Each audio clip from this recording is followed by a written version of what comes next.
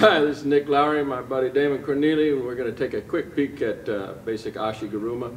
The throw, as it's classically conceived, has sort of an obscure beginning because as the man stepping forward on his right foot, we're going to step basically on the perpendicular line with our left foot. So just watch that little action. He steps forward, and we slip here to the square point between his 2 feet.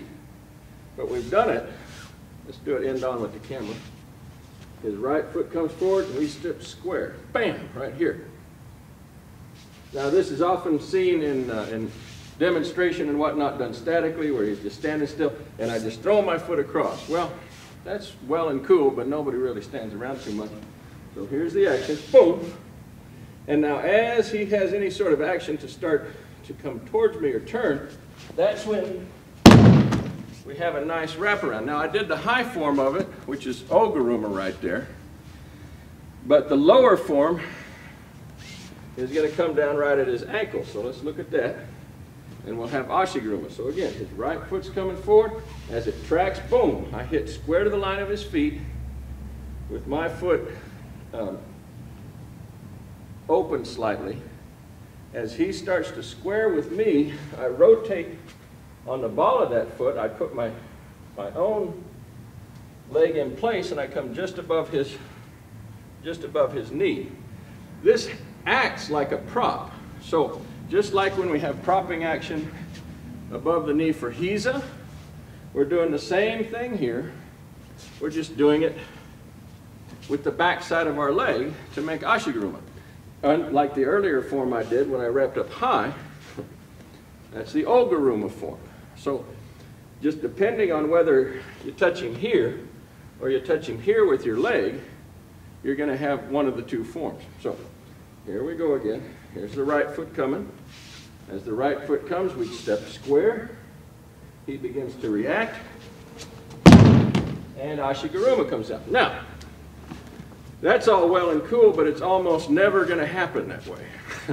It's a very rare thing that as you're moving around with the man, that he steps forward and we come to this very odd cockeyed position where we step across ourselves. It's far more likely that Ashi garuma is going to develop in response to a fairly common throwing position, any kind of wrapping up positions. It's most commonly, from my experience, where I have run into it and had it applied to me or both applied it to other people, it's been most common for me to basically be struggling with a guy in, say, an osotogari position.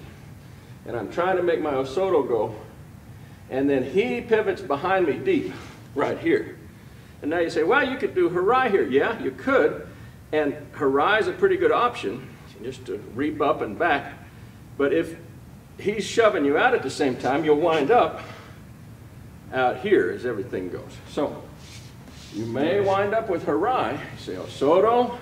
He begins to turn on you and get tight to your back. As he does so, go ahead and push into me. Boom! He pushes me out. And as he pushes me out, now my leg position is actually in Ashi garuma position. So I just keep it there, prop him over it. That's about the most common way I've wound up in Ashi garuma.